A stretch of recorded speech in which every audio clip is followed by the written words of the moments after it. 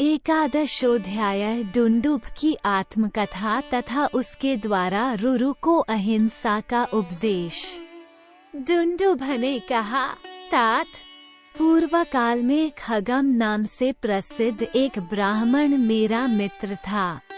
वो महान तपोबल से संपन्न होकर भी बहुत कठोर वचन बोला करता था। एक दिन वह अग्निहोत्र में लगा था।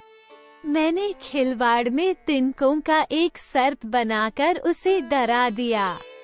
वो भय के मारे मूर्छित हो गया।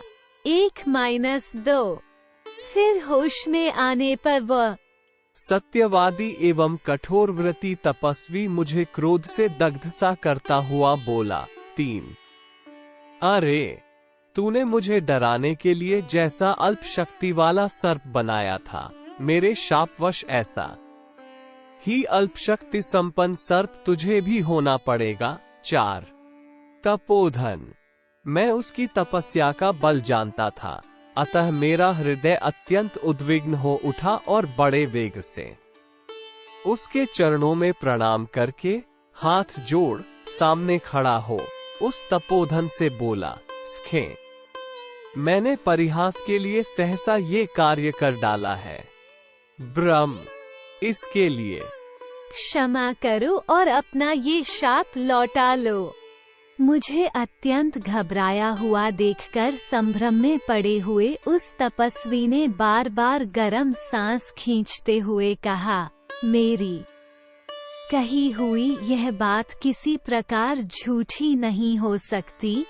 5-8 निष्पाप तपोधन, इस समय मैं तुमसे जो कुछ कहता हूँ उसे सुनो और सुनकर अपने हृदय में सदा धारण करो।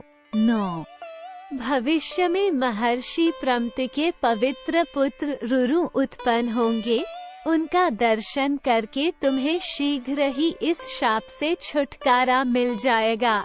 10 जान पड़ता है तुम वही रुरु नाम से विख्यात महर्षि प्रमति के पुत्र हो।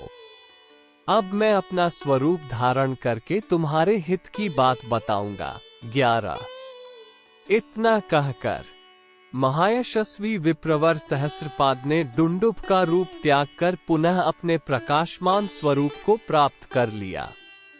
फिर अनुपम ओज वाले रुरु से यह बात कही, समस्त प्राणियों में श्रेष्ठ ब्राह्मण अहिंसा सबसे उत्तम धर्म है।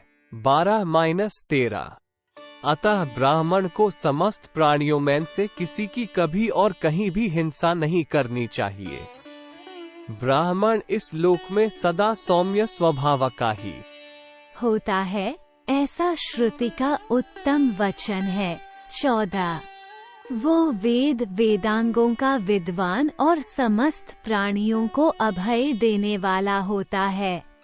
अहिंसा, सत्यभाषण, क्षमा और वेदों का स्वाध्याय निश्चय ही ये ब्राह्मण के उत्तम धर्म हैं। क्षत्रिय का जो धर्म है वह तुम्हारे लिए अभीष्ट नहीं है। 15-16 रुरु, दंड धारण, उग्रता और प्रजापालन, ये सब क्षत्रियों के कर्म रहे हैं। मेरी बात सुनो।